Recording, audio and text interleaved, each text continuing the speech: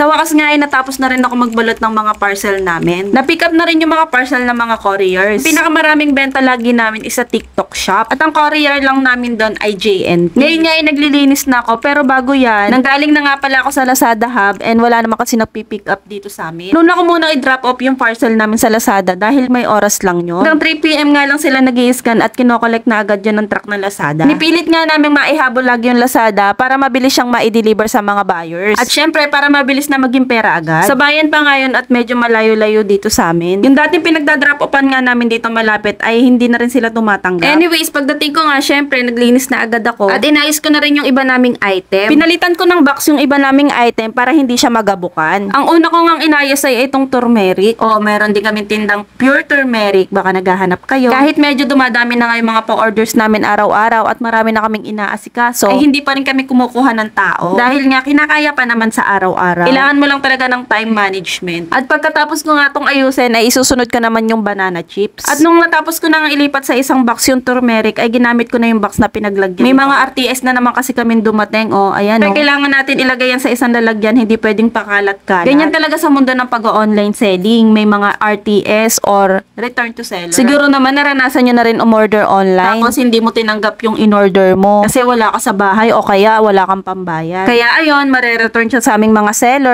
At inayos ko na nga rin tong isang box dahil may mga bubble wrap. Hindi ko yung tinatapon kasi magagamit ko pa yan kapag nagbabalot ako ng item. Yan yung mga bubble wrap na galing doon sa mga in-order ko online. Pwede pa kasi yan. Inaalis ko nga yung laman kasi nga susunod ko na nga yung banana chips na ayusin. Oh, may tinda kaming banana chips. Baka gusto nyo rin ha. Mura lang yung banana chips namin. Pwede kang umorder. Kesa naman mga junk food yung kainin nyo or mga ipakain nyo sa mga anak nyo. Ito na lang, banana chips. O, diba? Nag-promote pa. Nagba-vlog na nga. Nagpo-promote pa. After ko nga yan, ay nag-ayos na ako ng mga pouch namin. O, diba? Walang katapusan yung ginagawa ko. Ganyan ang eksena ko araw-araw. Sa online na lang din kasi kami bumibili ng mga waybills, tape, and pouches. Kaya yan, kada may darating, syempre, i-organize natin para naman alam ko kung saan ko kukunin kapag kaubos na. At para ma-monitor ko rin kung kailangan na ba naming umorder or hindi pa. Kasi kung watak-watak or kung saan-saan mo lang ilalagay yan, every time na gagamit ka, ay hahanapin mo pa kung saan-saan. Kaya maigi na rin na nakalagay na lang yan sa iisang lalagyan. Ayan nga pala yung mga ginagamit naming pouches. Extra small, small, tapos medium. Madalang kaming gumamit ng large. Dahil maliliit lang naman yung mga item na binibenta namin. Pag black ang pouch, it's either JNT, Ninja Van, or Flash. Dati kasi may palibreng pouch ang JNT. Ngayon, di ko na alam kung bakit wala. Yung sa Ninja Van at Flash naman, ni isang beses hindi kami nagkaroon ng libreng pouch dyan. Kasi siguro, konti lang naman yung mga parcel namin sa kanila. Kaya ayan, bumibili na lang kami. Wala namang problema doon kasi kailangan mo talaga mamuhunan. Pag naman orange, syempre, Shopee yun. Tapos yung Lex naman or Lazada ay may sarili din kaming pouch. Iniiba-iba talaga namin kasi para hindi magkahalo-halo at hindi kami malito. Pag kasi pinare-pareho namin na pouch yan, puro itim, nako, baka magkahalo-halo. Yung tipong na-pick up na tapos may naiwan pa pala, nakahalo sa ibang courier. Kaya ayan, much better talaga na magkakaiba yung kulay ng pouch. So ayan, inaayos ko na at nilalagay ko na nga sa isang box para madaling kuhanin kapag kaubos na yung mga ginagamit. Oo nga pala, kung may mga katanungan kayo or kung gusto nyo rin mag-online selling, pwede po kayo mag-comment dyan sa comment section. Libre po ang pagtatanong at libre ko rin pong sasagutin yan. Thank you for watching! Bye!